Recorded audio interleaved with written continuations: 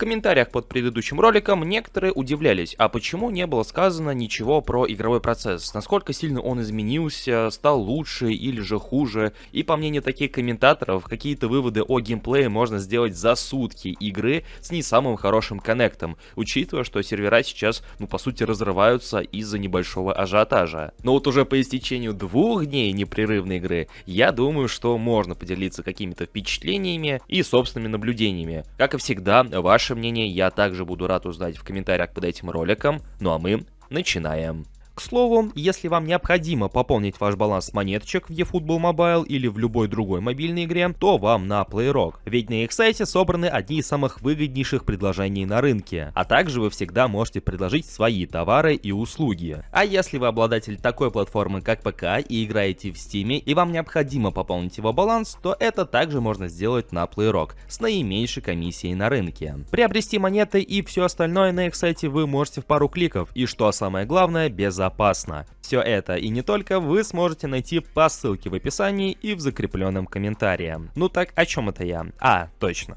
Признаться честно, впечатления по большей части от обновленного игрового процесса у меня скорее отрицательные, нежели положительные. Во многом из-за того, что стало ощущаться, будто бы в игре стало больше рандома, каких-то неоправданных, неточных передач, или чересчур сильных передач, или чересчур слабых передач, нет золотой середины. И теперь иной раз стало страшно делать какое-либо действие на поле, просто потому что игрок в любой момент может сделать это не совсем точно, хотя обстоятельства для ошибки, они как бы не располагают. Вашу модельку никто не прессингует, ему никто не мешает, но при этом он почему-то делает неточную передачу. Но об этом мы поговорим чуть позже. Сейчас же хотелось бы отметить один из немногих, по крайней мере для меня, положительных моментов, которые я успел заметить. Это непосредственно изменение того, как именно чувствуются модельки в данном геймплее. По моему ощущению, они как будто бы стали чуть-чуть тяжелее. Отсюда и слегка изменилось само движение по ходу матчей, отчего тайминги для подобных маневров и прочих похожих моментов нужно учить по сути с нуля. Конечно, не во всех моментах, но, как мне кажется, во многих. И вот если движения самих футболистов по полю мне нравятся, анимации, слава богу, вроде бы остались такие же, скользящих анимаций либо нет вообще, либо их по минимуму, что глаз даже не успевает за них зацепиться, то вот движение того же самого мяча мне не нравится. В частности, это передачи. Такое ощущение, как будто бы они глобально отупели. Помните, когда в одном из предыдущих глобальных обновлений в 25-й части, когда эти изменения затронули и геймплей, Konami заявляли, что теперь цифры пасов у футболистов влияют на скорость и точность передач. Ну так вот, после данного обновления подобная фича как будто бы куда-то улетучилась. Скорость передачи все так же зависит от цифр пасов у модельки. Если цифры слабые, то и передача будет, не самой быстрой, а если цифры побольше, то и передача будет добираться до партнера чуть-чуть побыстрее. Но точность как будто бы у всех одинаково хреновая, что у распасовщиков, что у тех, у кого маленькие цифры пасов.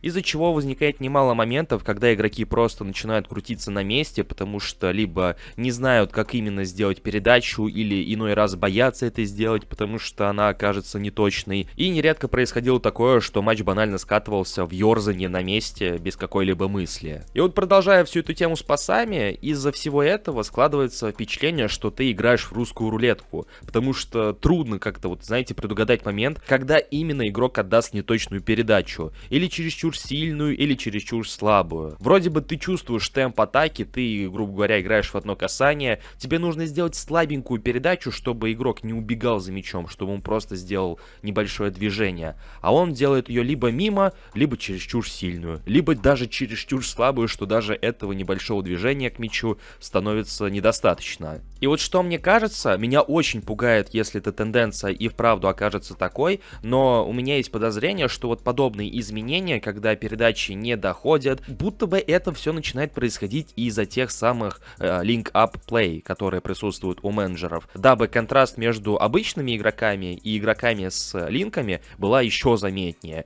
И опять же, если это действительно так, чтобы подчеркнуть разницу и чтобы те же самые игроки с линками были поточнее и поэффективнее, то это, как по мне, очень хреново. Еще одно глобальное изменение в игровом процессе, которым Konami сами непосредственно хвалились, это подкаты. они обновили их в целом эффективность и добавили пару-тройку анимации, и, на мой субъективный взгляд, от этого как будто стало еще хуже и будто бы аркаднее. Знаете, ранее они были куда более прямолинейнее, по сути, как и должно быть, ведь что такое подкат? Когда игрок катится вперед ногами по газону. Но теперь в игре вот с этими обновленными подкатами ощущается, будто бы футболист прокатывается чуть дальше, чем он должен был бы прокатиться, и будто бы его нога делает целый крюк, то есть не прямая нога, а какой-то своеобразный крюк, который цепляет либо мяч, либо и мяч, и ноги соперника, в зависимости от тайминга. Ну а факт остается фактом, если вы совсем не опоздали с таймингом, то теперь как будто бы подкаты иной раз примагничиваются к соперникам. И опять же, на мой субъективный взгляд, это как будто выглядит не совсем естественно, и подкаты мне не понравились.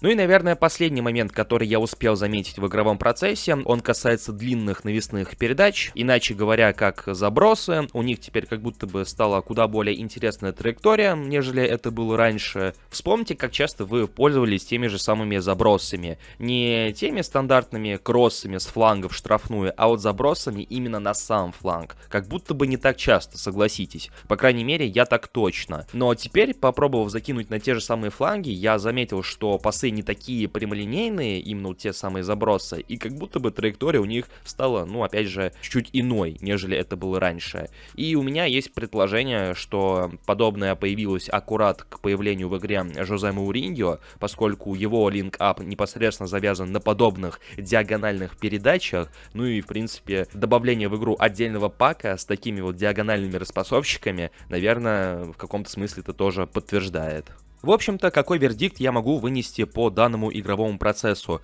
Мне нравится скорость данного геймплея, мне нравится ощущение моделек в этом геймплее, но, на мой субъективный взгляд, как будто бы стало много неоправданных ошибок у футболистов. Ибо даже играя с донатным составом, я замечаю, что футболисты, у которых пасы под бирюзовую зону, делают много неточных передач на ровном месте, и мне это очень не нравится. Я не знаю, с чем это связано, возможно, в каких-то моментах я торопился, возможно, в каких-то моментах просто тайминг был упущен, но все равно как будто бы ошибок стало больше, и с чем это связано, не до конца понятно. Ваши же мысли касаемо обновленного геймплея я буду ждать в комментариях под этим роликом. Понравился ли вам новый игровой процесс? Также не забывайте поддерживать это видео своими большими пальцами вверх, подписывайтесь на канал, прожимайте колокольчик для уведомлений и услышимся уже в следующих видео. Всем пока!